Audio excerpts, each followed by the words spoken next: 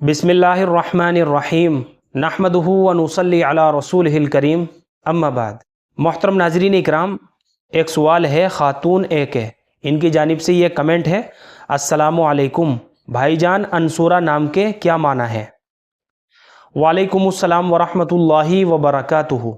देखिए, अनसूरा जो लफ्ज़ है ना, ये एक बेमाना और मोहम्मद लफ्ज़ है।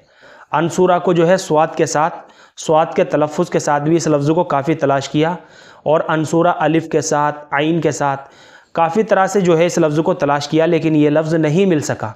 अब ये किस ज़ुबान का लफ्ज़ है और इसके माना क्या है, वल्लाहु आलम। लिहाजा ऐसे मोहम्मद नाम जो है ना, हमें अपने बच्चों के नहीं रखने चाहिए।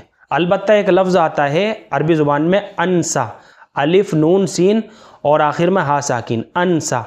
असल जो लफ्ज़ है वो अनीसा है, अलिफ़ के ऊपर ज़बर के साथ, नून के नीचे ज़ेर के साथ, अलिफ़ नून सीन और आखिर में हा, अनीसा। इसके माना आते हैं पाकीज़ा तबीयत वाली। बच्ची का ये नाम रखा जा सकता है, तो अगर मुनासिब हो तो अनसूरा के बजाय अनसा करके रख लीजिए। या फिर अफजल बात तो यही है कि बच्चियों के नाम सहाबियात के नामों में से, अज़वाज मुताहिरात के नामों में से, या कोई भी फिर अच्छे माना वाले इस्लामी नामों का इंतखाब किया जा सकता है, ताकि इन पाकीज़ा नामों के असरात हमारी बच्चियों की ज़िंदगी के ऊपर भी पड़े। हमारे इस चैनल पर काफ़ी सारी वीडियोस बनी हुई है सहाबियात के नामों के ताल्लुक़ से, और लड़कियों के इस्लामी नाम के ताल्लुक़ से काफ़ी सारी वीडियोस बनी हुई है। आप उनको भी जा कर के देख सकते हैं। उनमें से जो नाम भी आपको पसंद है, उनमें से किसी एक नाम का इंतखाब करके बच्ची का नाम रख लीजिए।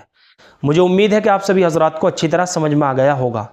अल्लाह हम सबको सुन्नत व शरीयत पर पाबंद फरमाए। फ़क़त वल्लाहु आलम।